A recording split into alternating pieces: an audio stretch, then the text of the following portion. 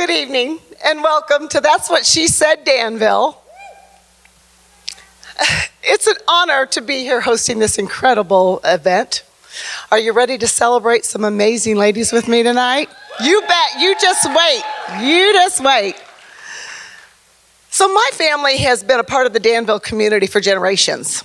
In fact, if you've ever lost a loved one, chances are we are part of your story.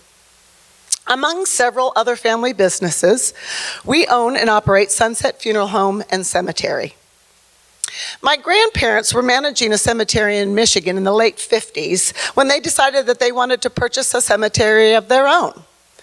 So that search took us to Danville, Illinois, where we bought Sunset Memorial Park in 1960.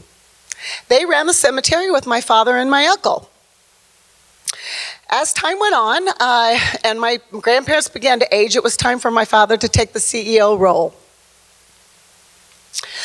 So for many of you, speaking about death and dying is typically something that you avoid, much less make plans for when a death is no longer avoidable. But you see, I've been in the funeral business my whole life, and I view that topic very differently.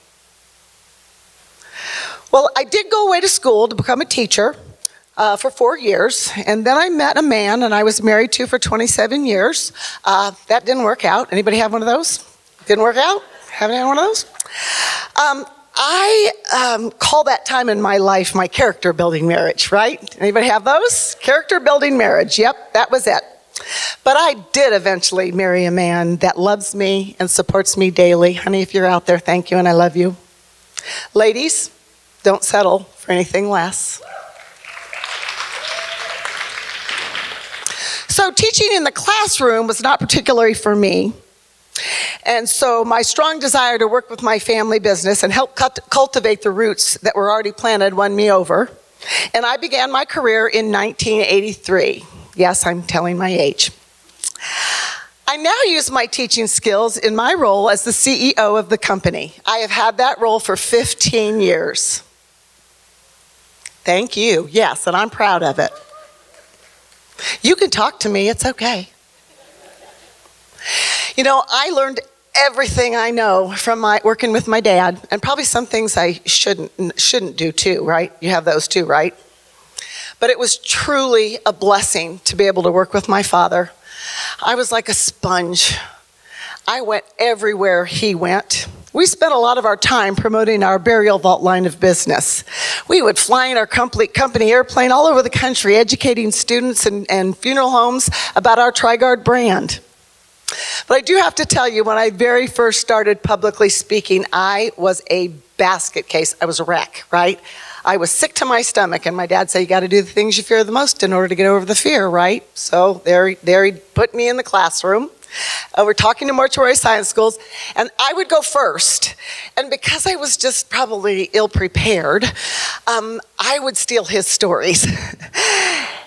Yeah. And then he would get up behind me and tell on me that I stole his story, and he'd say, I'm sorry she told it because I used to tell it so much better. We would banter back and forth like that all our life. It wasn't work. It was not work. It's a time that I will always treasure. But the funeral business to me is not just about saying goodbye to those that we love. It's about memorializing them. It's about remembering all the wonderful times that we had and honoring the people in our lives that shaped us, that made us who we are today, right? And it's about sharing their stories. I have been with so many families in our community during their difficult times, and I've witnessed how their stories have brought them together, laughing and engaging with each other. So I know firsthand the power of cherishing our stories. So, I am particularly excited to be a part of this evening as we celebrate women's stories, right? How about it, ladies?